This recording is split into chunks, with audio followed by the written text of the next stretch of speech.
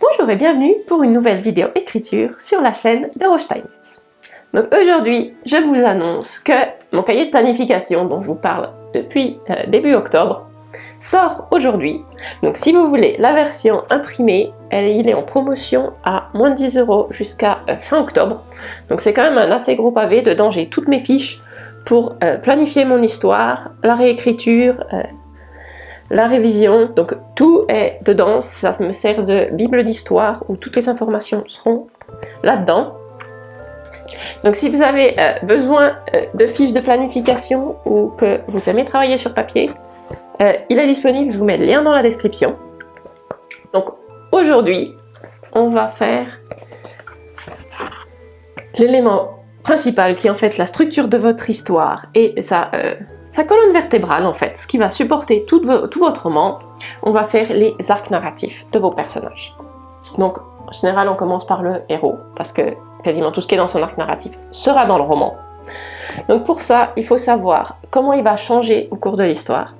Donc vous avez peut-être vu l'année dernière, j'avais fait un grand cercle sur une grande feuille. L'année d'avant, j'avais 4 pages sur un petit cahier pour les arcs narratifs.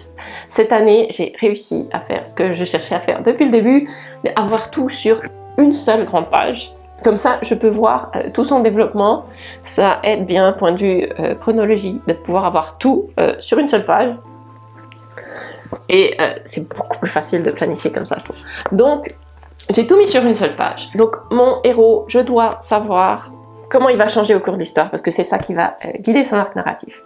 Je dois savoir les révélations de l'histoire. Donc en courant d'histoire, il doit y avoir plusieurs révélations. S'il y a une grosse révélation, elle sera à la fin. S'il y en a une qui change, par exemple, toute l'histoire, elle sera en général à la fin, ce sera la dernière révélation.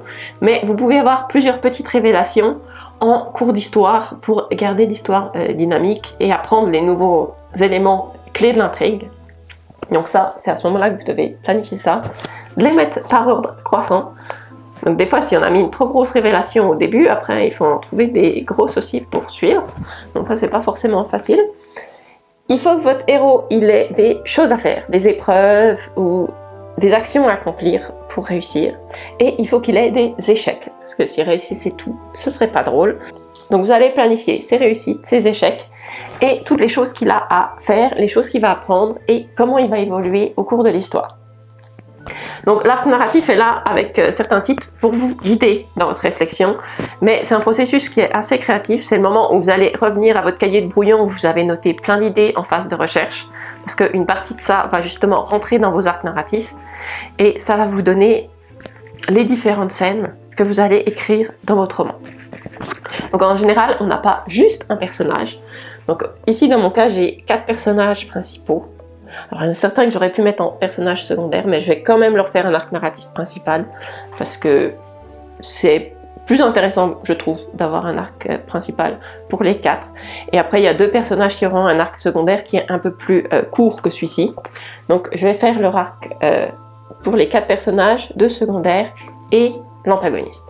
Donc ça, je trouve que c'est quelque chose qui est assez intéressant à faire, c'est de faire l'arc narratif de l'antagoniste. Parce qu'on veut aussi qu'il ait une vie, qu'il ait un but, qu'il ait différentes révélations, des épreuves à passer et des échecs.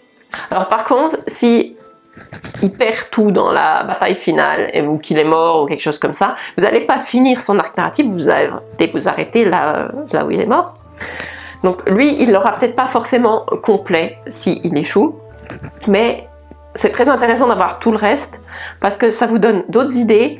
Il est en général en miroir du héros parce que quand lui, le héros a un échec, votre antagoniste aura une réussite. Donc ils se répondent l'un à l'autre et je trouve ça très intéressant d'avoir l'arc narratif de l'antagoniste aussi. Donc aujourd'hui, je vais juste faire des arcs narratifs. Ça me prend en général assez de temps de faire ces arcs narratifs. Surtout quand on n'a pas prévu toutes les révélations, puis que la première elle est déjà grande et qu'on doit trouver un truc plus grand pour la deuxième, ou peut-être les réordonner. Donc il y a un processus créatif derrière qui est assez important, même si la fiche nous guide. Donc aujourd'hui, je vais remplir ça et on se retrouve la prochaine fois pour faire maintenant le détail des scènes et vraiment arriver à la ligne directrice de votre roman.